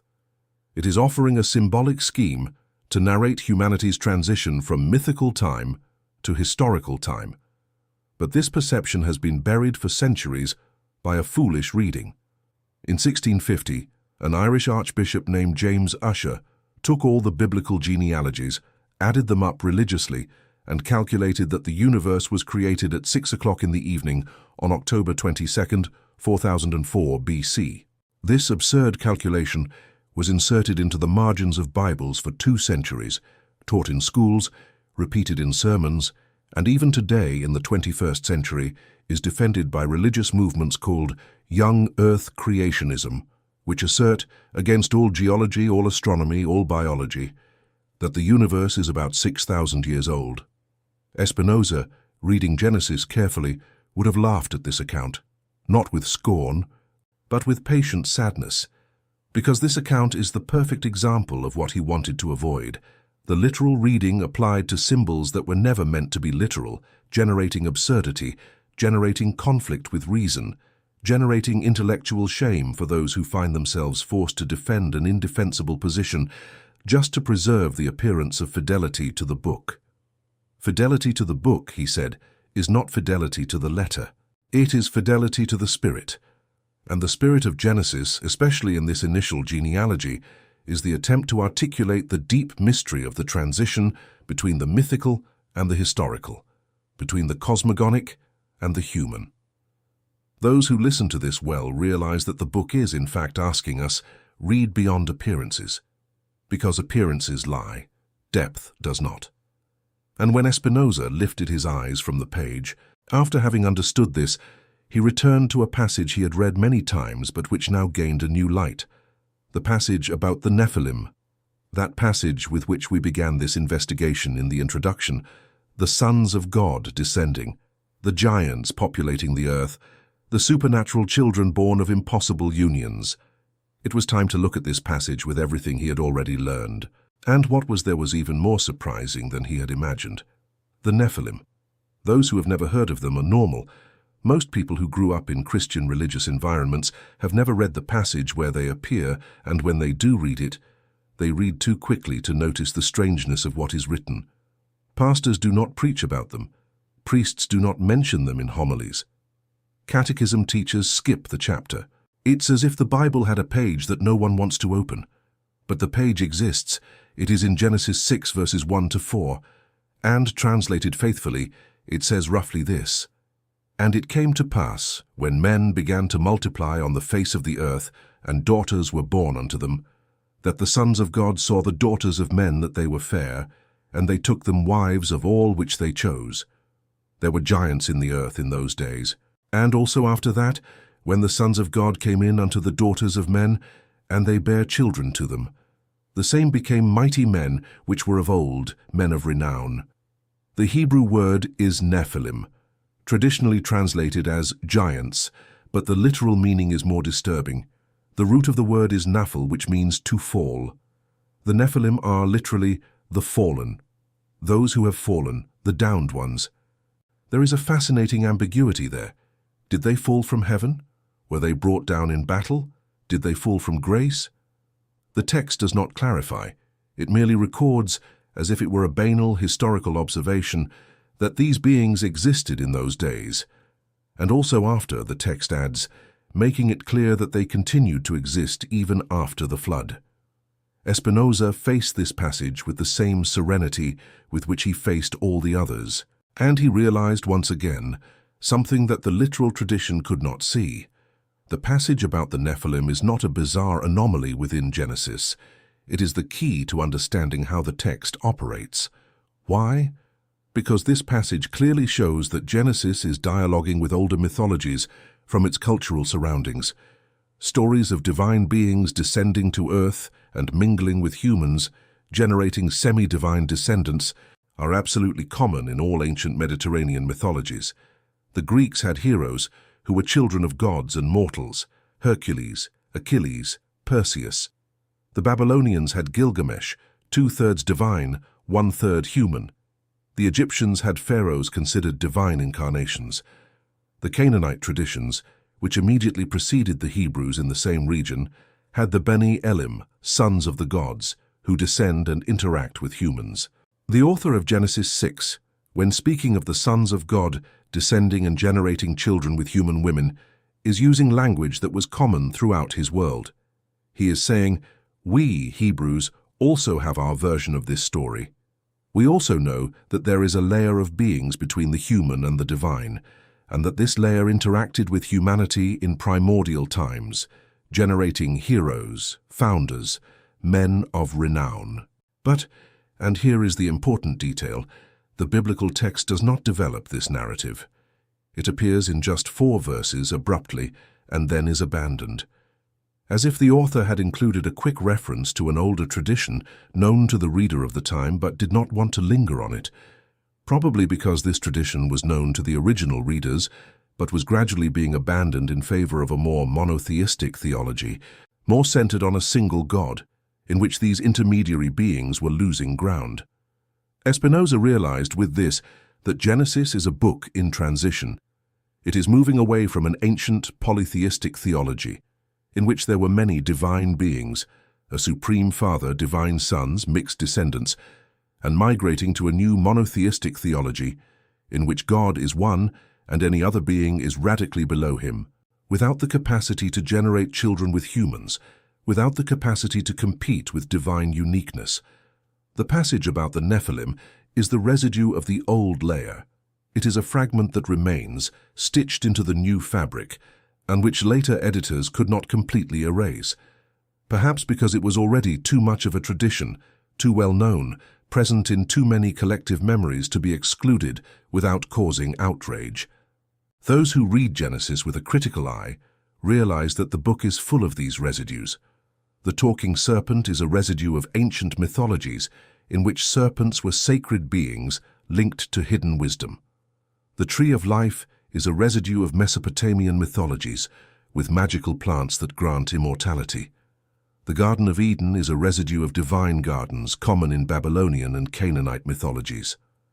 Each strange element of the biblical text has a parallel in some older neighboring culture, and the presence of these elements in Genesis reveals that the text was not composed in a vacuum. It was composed in dialogue with a vast cultural world, from which it extracted themes, images, motifs, and reorganized them to serve a new theological message. This realization, when Spinoza had it, was a turning point. Because he understood that reading Genesis as if it were an isolated document, fallen from heaven without context, is to understand absolutely nothing about the book. Genesis is a human book written by humans, dialoguing with earlier human traditions, and trying within this dialogue to formulate a new theology, the Hebrew monotheistic theology. This effort of formulation was grand, it was original, it was influential. It changed the religious history of humanity, but it was a human effort, with human method, with human stages. It was not a direct transmission, it was not a divine dictation, it was a cultural elaboration, slow, collective, over centuries. And true reverence for the book, Spinoza said, is to recognize this elaboration. It is to honor the human effort that produced Genesis, rather than pretending that it is a ready-made package that fell from above without human participation. There is a greater reverence in reading with a critical eye than in reading with a naive eye. Reading with a critical eye is treating the text as an adult treats another adult. It is recognizing that on the other side of the page there are people like you. People who suffered, who thought, who wrote, who rewrote, who edited, who left traces, who inherited traditions, who tried to innovate within them. Real people, not divine ventriloquists. The naive reading, paradoxically, is less respectful because it treats the text as a magical object, as a sacred toy, as an intelligent statuette. The critical reading is more respectful because it treats the text as a work of the human mind. And there are few things more sacred than a human mind, grappling with the great questions of existence. When Spinoza finished thinking about this, he returned to the Nephilim with gratitude. Those mysterious fallen ones, he realized, were a gift, an involuntary gift left by the ancient editors. A small note slipped between the pages of the book saying, "Hey, future reader, remember that there are more layers in here than you imagine. Remember that the text is a palimpsest. Remember that beneath this surface there are other surfaces. Dig, investigate. Do not settle for the shine of the cover." And that is precisely what he did for the rest of his life. He dug, he investigated, he did not settle, and he will dig more now with us, in one of the most spectacular passages of the entire book, that of the flood. The flood is the geographical heart of Genesis. It is the point at which the narrative, after the genealogies, after the Nephilim, after the expansion of humanity, reaches its maximum dramatic tension. God regrets having created humans. He decides to destroy them. He chooses Noah. He asks for an ark. He gathers the animals. He opens the floodgates of heaven. He floods the earth. He saves only 8 people. He restarts humanity from scratch. The story is so imposing, so mythical, so visually powerful, that even today it functions as a cultural icon in films, books, paintings, children's toys. Noah's Ark is probably the most commercially marketed religious image in history. You find it printed on T-shirts, cups, baby room wallpapers, Easter chocolates. Something about the image touches us on a deep level. Even those who do not believe in anything else in the Bible find the idea of the ark beautiful. But if you take the story literally, it collapses in a few minutes. Spinoza was one of the first to point this out with precision. First problem, the account speaks of a flood that covered the whole earth, so high that it covered the highest mountains. If this were true, geologically, there would be evidence all over the planet. Are there sediments? Yes, but local, regional, never global and simultaneous. There is no geological record of a flood that covered all continents at the same time on the scale that the text describes. Geology has been built on 200 years of careful observations on all continents, and the thesis of a universal flood has been discarded not by enemies of faith, but by geologists who were often religious and who simply did not find in the rock what the biblical text claimed. Second problem, the Ark. A wooden vessel of proportions comparable to the Titanic, built by a family with Bronze Age technology, housing, according to the text, at least one pair of every animal species on Earth. What is every species? More than 8 million animal species are known today, not counting bacteria and fungi. Even discounting aquatic ones, even discounting microorganisms, there are still hundreds of thousands left. How could they all fit in a vessel about 150 meters long? How would they be fed for months? How would predators be kept away from prey? How would animals specialized in unique ecosystems, koalas that eat only Australian eucalyptus, pandas that eat only Chinese bamboo, survive a worldwide journey? The literal reading needs to sustain itself so many additional miracles not mentioned in the text that it basically rewrites history. To accommodate the literalness of the flood, it is necessary to add dozens of invisible miracles on every page. And when you need to add invisible miracles to sustain a reading, it is clear that the reading is the wrong one. Third problem, the text is not alone. Spinoza, and even more so the scholars who came after, realize that the story of the flood exists, with impressively similar details, in mythologies much older than Genesis. The Epic of Gilgamesh, written in Mesopotamia more than 1,000 years before the final writing of Genesis, tells the story of a man named Utnapishtim who receives the order from the gods to build a boat and save his family and the animals from a devastating flood. The coincidences are striking: size of the boat, type of animals, duration of the flood, sending out a bird to check if the waters have receded, leaving the boat and offering a sacrifice. Practically the same plot. Before Gilgamesh, there are even older accounts like Atrahasis with the same basic plot. And in other independent cultures, India, China, pre-Columbian peoples, there are also flood myths, although with fewer direct parallels. The honest reading, Spinoza said long before these archaeological discoveries were made, is that the biblical flood is the Hebrew version of a myth that circulated widely in the ancient Near East. The authors of Genesis adapted the story, monotheized it. Instead of many gods fighting, there is one God deciding, and inserted it into their own cosmogonic narrative. They did not invent it from scratch. They received, reworked, transmitted. What does this mean? It means that the biblical flood, read as a literal historical event, is unsustainable, but read as a common myth across various cultures trying to process a fundamental human experience, it gains a completely new meaning. What experience? Probably, Spinoza said, the collective ancestral memory of real regional catastrophes. The plains of Mesopotamia, where the original myth was born, suffered devastating periodic floods when the Tigris and Euphrates rivers overflowed at the same time. For a local community, such a flood was literally the end of the known world. All society, all houses, all fields under water. The survivors, telling the story to their descendants, naturally exaggerated. The waters covered everything. Over generations, everything became cosmically everything, and the local flood turned into a universal cataclysm.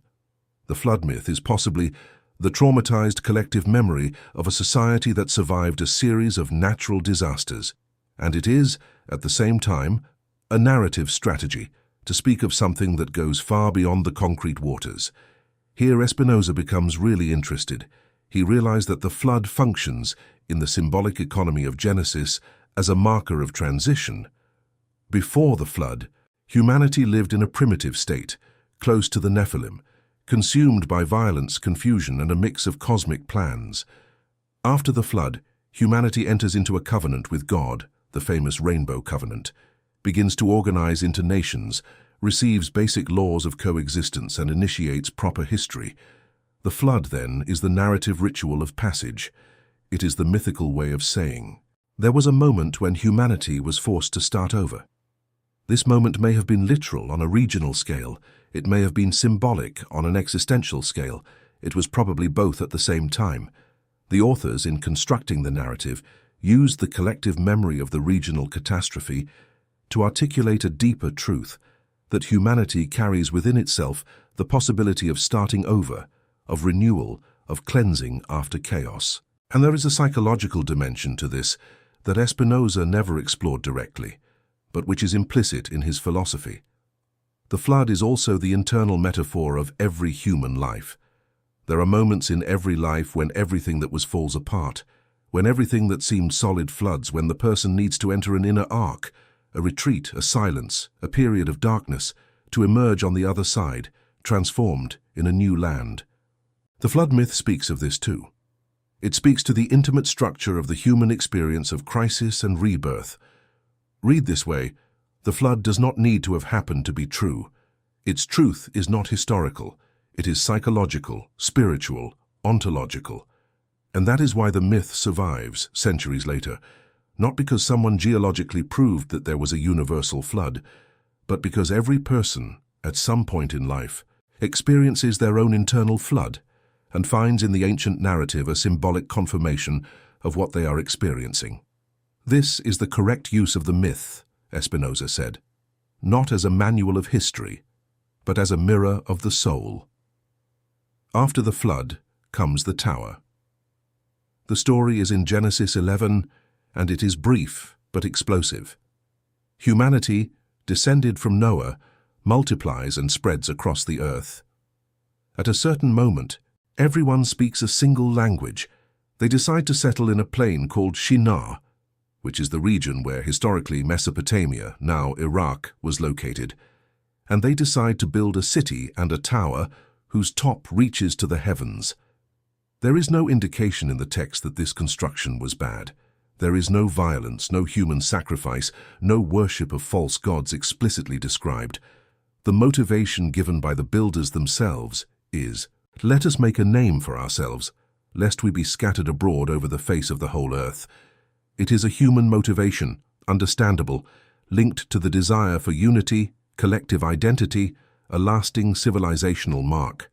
And yet, God descends, God sees, God cares, and God literally says in verse 6, "Behold, the people are one, and they all have one language, and this is what they begin to do.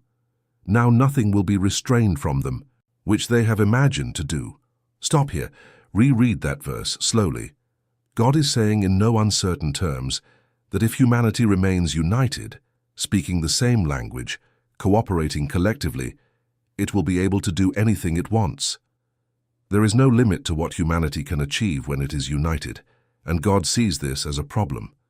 And to solve the problem, God descends, confuses the languages, and disperses the people over the face of the earth. Spinoza was disturbed by this passage from the first time he read it as an adult. What kind of God is this, he wondered, who fears human potential? What kind of God is this, who prefers a divided and confused humanity to a united and capable one? What kind of God is this, whose central concern is to prevent the collective advancement of the species? The most common answer, given by theologians for centuries, is that the tower was an act of pride, and that God intervened to humiliate human pride. But the text does not say that. The text does not speak of pride. It does not speak of challenge. It only speaks of building a city and a tower. The interpretation of pride was imposed on the text by later tradition to give moral sense to a story that, without this interpretation, sounds too strange. Spinoza, reading without this lens, realized one thing. The story of Babel is not a moral narrative about the punishment of pride. It is an etiological narrative about the origin of human linguistic diversity. Etiological is the term used for myths that attempt to explain why things are the way they are. Why is the sea salty? Why are there seasons? Why are men and women attracted to each other? Why do we speak different languages? Ancient authors, observing that humanity spoke thousands of mutually incomprehensible languages, asked the natural question, why? And they created, as every culture does, a narrative to explain the phenomenon. The Hebrew narrative said, there was one language, and God confused it. Other cultures have different versions, but the scheme is the same, to explain diversity through a mythical event in the past. Linguistically, today we know that the story does not work that way. Human languages diversify over generations through gradual and complex processes. Geographically isolated communities develop variations that, over centuries, become dialects, and over millennia, distinct languages. There was no mythical moment when everyone spoke the same and, in an instant, began to speak 1,000. There was a slow, continuous divergence over human migrations across the planet. But the myth of Babel is not wrong for that. It is just operating on another register. It is not describing the factual process. It is offering a symbolic intuition about a deeper human truth. What truth? Spinoza has an interesting answer. The story of Babel for him is a bitter reflection on the internal limits of human unity. Why can't we understand each other? Why does communication fail even among people who speak the same language, speak the same tongue, live in the same house? Why do wars never cease? Why do humanity's collective projects, the towers that would reach to the heavens, always end up abandoned, divided, fragmented? The mythical answer of the text is, God confused the languages. The philosophical answer that Spinoza extracts is different. Languages are always confusing. Diversity is not an external punishment. It is an intrinsic condition of the human experience. Every mind is, to some extent, an isolated language. Every emotion is difficult to translate into the emotion of another. Every love faces the opacity of the other. Every collective project faces the fact that each participant is seeing the project from a slightly different perspective. Babel, read this way, is not punishment. It is description. It is the melancholic realization that humanity, even at its best, is always struggling to understand itself. The towers only go so high, and it is not a God from the outside who brings them down. It is the structure of our own condition, which always reminds us that we are finite, divided, traversed by opacities. This is the adult reading of Babel. There is no petty God afraid of human potential. There is the cold and beautiful truth that absolute unity is a myth, and that all real human cooperation must deal with the opacity between participants. But there is an even more disturbing detail in the text that Spinoza noticed and is worth recording. The name Babel in Hebrew is Babel, which phonetically plays with the word balal, to confuse. It is a popular etymology embedded in the text itself. The city where God confused the languages is called confusion. But, in historical reality, the word Babel is simply the Hebrew name for Babylon. And Babylon, as we know, was the city where the Jews spent decades in exile after the destruction of the first temple around the year 587 before Christ. In other words, the story of the Tower of Babel may be, in part, a bitter reflection of the exiled Jews in Babylon. They looked at the ziggurats of the city, towering structures dedicated to the Babylonian gods, and thought, "This people built towers like this, and now we are under their dominion. But in the end, this civilization will be confused and will fall." The story of the tower is a disguised prophecy, a poetic judgment on the empire that dominated the Jews, a hidden hope that imperial pride would, in due time, be toppled by its own internal division. This is the kind of reading that makes the text come alive, that returns to it the complexity it lost under centuries of naive reading. That shows that every page of Genesis has dozens of layers, and that each layer has something to teach, as long as one has the patience to delve into it. And here Spinoza, after traversing the author, the two creations, the rib, the serpent, the tree, original sin, the Nephilim, the flood, the tower, finally asks the broader question, the question that, until then, he had only groped around, the question that will unite everything. What is the purpose of this book today? Spinoza reached the last years of his life knowing he would die young. Tuberculosis, aggravated by the fine dust from the lenses he polished daily, was consuming his lung. He coughed up blood. He ate little. He lived in modest, rented rooms in The Hague. He refused inheritances. He refused university positions. He refused royal pensions. He lived on the bare minimum. And in those last years, he wrote less about biblical criticism and more about the human function of religion, imagination, and myth. And it is in this final work that he formulates the key question, what purpose does a book like Genesis serve today, even today, in the 17th century, in the 21st century? At any time, knowing what we know about how it was composed, about its contradictions, about its roots in older mythologies. His answer is one of the most moving parts of philosophy. The book serves, Spinoza said, because it symbolically articulates a series of universal human truths that pure reason has difficulty conveying. Pure reason can demonstrate these truths, but only to a minority. Most people, throughout their lives, do not have the time, energy, or training to follow a long philosophical demonstration. But most people have a heart. They have imagination. They have the capacity to be moved by a good story. Genesis is a good story, several good stories. And these stories, even if they are not factually accurate, convey the essence of the human condition. That we are part of nature but distinct from it by consciousness. That we bear the weight of choice between good and evil. That we pay a price for knowledge. That we are traversed by contradictory desires. That we suffer catastrophes and are reborn. That we try to build towers that do not reach the heavens. That we are divided linguistically, culturally, emotionally, and yet we continue trying to communicate. That life is brief, and even Methuselah, at nearly 1,000 years, eventually died. All of this is in Genesis, and it is in a form that resonates with the heart of a 6-year-old child and a 90-year-old elder, an illiterate peasant and an erudite philosopher, a Jew, a Christian, a Muslim, and, Spinoza noted with fascination, any human being who allows themselves to read with openness. The power of myth is not in its accuracy, it is in its resonance. And the resonance of Genesis with the human soul is so profound that the book has survived 3,000 years without losing at any moment its capacity to touch people deeply. When Spinoza realized this, he softened the tone of his criticism. In his earlier writings, he had been aggressive, forceful, almost furious with the religious traditions that had distorted the text. In his later writings, he became more serene, more pious, almost reverent, because he understood that the error was not in the book. The error was in the use made of the book, and the book in itself was a precious heritage of humanity, comparable to any of the great literary and philosophical works that the species has ever produced.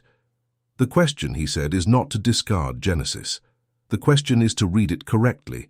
Reading it correctly means 4 things in his view. First, read as literature. Appreciate the beauty of the style, the strength of the images, the economy of the phrases, the rhythm of the narratives. Genesis is sublime literature. Those who do not perceive this are people who have lost the ability to enjoy good books. Second, read as cultural history.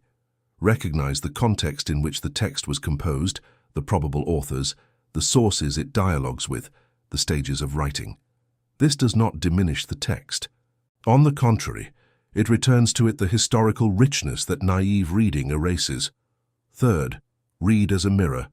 Use the stories to see yourself. Adam is you at the moment you became aware. Eve is you at the moment you began to feel desire and shame. The serpent is your curiosity. The garden is your childhood. The expulsion is your adolescence. Cain and Abel are your contradictory impulses. Noah is you in your moments of introspection. The tower is your unfinished project. Each mythical figure is at the same time an ancient character and a facet of yourself. Reading this way, you are not facing a foreign book. You are facing a collective inner diary. Fourth, read as a bridge to rational thought. Do not stop at the image. Use it as a step. Each myth of Genesis points to a truth that can, with care, be articulated philosophically. The image is the beginning. Understanding is the destination, but the destination does not negate the beginning. When you reach the destination, you can still visit the beginning and visit it with gratitude for the path it offered you. Read this way. Genesis becomes a lifelong companion, a book that you revisit at different ages and that offers at each age a new layer. At 6 years old, it is a magical story. At 20, it is a series of questions.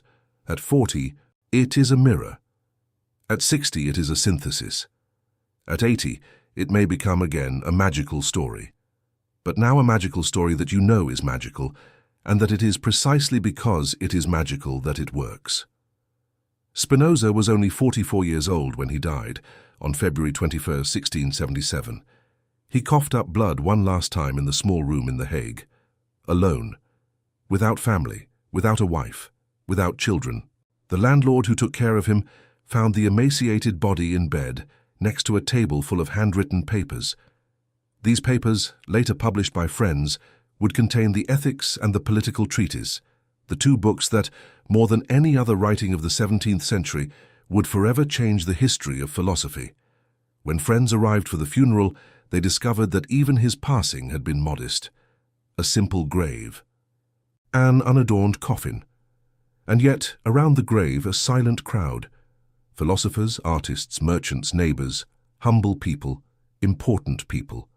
People who had, at some point in life, found in him a presence that changed everything. In that crowd, according to the account of a witness, there was a man whom no one recognized, an older gentleman dressed in black with a low hat. When the coffin was lowered, he took off his hat and murmured softly, in Hebrew, a phrase from Psalm 19, "The heavens declare the glory of God, and the firmament shows the work of his hands." He was a Jew from the community that had excommunicated Spinoza 20 years earlier, and he was, secretly, paying homage. Later, this same man would tell a friend, "We excommunicated a philosopher. We could not excommunicate the truth he wrote." This phrase, more than any other, summarizes what Spinoza did, and it is this phrase that will resonate in the conclusion of our journey. And if you have made it this far, I need to tell you one thing before concluding. You are rare. I am not flattering you, no. I am stating a fact. Most people, in the world we live in, cannot sustain attention on something profound for more than 3 minutes. You sustained it throughout an entire journey. 14 blocks, traversed line by line, idea by idea, without fleeing, without abandoning. This means that within you exists something that few can keep alive, the genuine thirst for truth. Do not spoil this thirst. Take care of it. Return to Spinoza in the coming weeks. Return to Genesis. Reread now with new eyes. You will discover that the book has changed, and what has changed, in fact, is you. Let's close the investigation. We began by asking, what if Genesis is wrong about the origin of man? And we saw that this question, far from being blasphemous, is one of the most respectful questions one can ask of the text, because taking a book seriously is taking its claims seriously, and taking claims seriously is examining them. We examined, and what we found was this. Genesis was not written by Moses. It was composed by various hands, over centuries, stitching together older sources, dialoguing with neighboring mythologies, trying to articulate a new monotheistic theology in an ancient polytheistic world. Genesis contains 2 different stories of the creation of man, with orders, methods, and theologies incompatible when read literally, but perfectly complementary when read as distinct layers of the same intuition. Genesis speaks of Adam as a proper name, but the term, in the original, simply means human, designating a species, not an individual.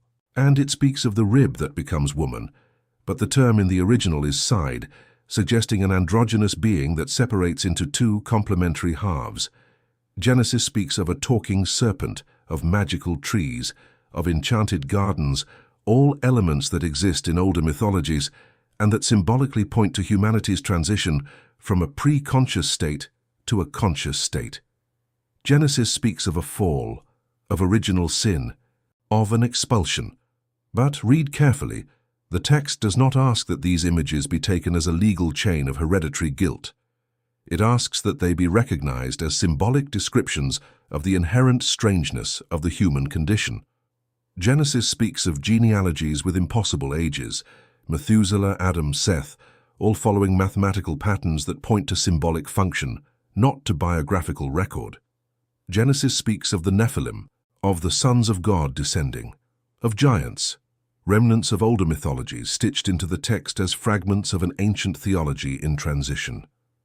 Genesis speaks of the universal flood, a common theme in multiple cultures of the ancient Near East, likely based on collective memories of regional floods, transformed into a cosmogonic myth to articulate the human structure of crisis and rebirth. Genesis speaks of the Tower of Babel, a mythical etiology to explain human linguistic diversity, and simultaneously a bitter reflection on the limits of collective unity. In each of these passages, the literal reading collapses when confronted with reason, but the symbolic philosophical Spinozan reading resurfaces with unexpected vigor. Because the text, read in its deep layers, is always saying something true about the human condition, even when it is not saying something factually accurate about the history of the world. And what is ultimately the truth that Genesis carries about the origin of man? The truth is this: you did not come from nothing. You are not a cosmic accident. You are a manifestation of eternal, infinite, divine nature, unfolding in finite ways, and that at some point in this unfolding produced a creature capable of thinking about its own unfolding. That creature is you. Your origin is as ancient as the universe. Your substance is the same substance as the stars, the stones, the trees, the animals, and at the same time, your consciousness is the universe itself, folding in on itself, questioning itself, contemplating itself through you. This is incomparably more grand than 7 days and a man of clay. This is what Genesis has always wanted to say, and has always said, to those who have ears to hear. The literal reading, for centuries, tried to trap humanity in a small garden, under a small god, with a small guilt, waiting for a small salvation postponed until after death. The liberating Spinozan reading returns to humanity the entire universe under infinite nature, without hereditary guilt, with the possibility of immediate salvation through understanding. You have not been expelled from anywhere. You are, at this moment, inside the true garden. The garden has no fence, no flaming sword, no guardian angel. The garden is all of nature, and you are in it. You are in it. You are of it. The serpent is not an enemy. The serpent is your own curiosity, which brought you here at this moment listening to this story until the end. The tree of knowledge was not forbidden. You ate from it long ago. It was precisely by having eaten from it that you can now conduct this investigation, and continuing to eat from it throughout life is the best use you can make of your existence. Death is not punishment. It is return. The finite way you are, in this body, in this time, will dissolve into the eternal flow of nature, just as the wave dissolves into the ocean. But the ocean remains. And in this sense, Spinoza said with a serenity that still moves today, the human soul is in part eternal, not by the body, which is finite, but by understanding, which participates in what is eternal. The more you understand, the more you are eternal already, without waiting. This is the true good news hidden in Genesis. This is the heritage that Benedict Spinoza, expelled at 23, tubercular lens polisher, dead at 44, left for humanity. This is the heritage that 3.5 centuries later, in a video in Portuguese on a cell phone in your pocket, at any moment in your life, is reaching you. You are rare. You are a seeker. You did not settle. And Spinoza would be, at this moment, in silence, polishing a lens, listening to this conclusion with that discreet and gentle smile that contemporaries described. He would be proud of you. I am too.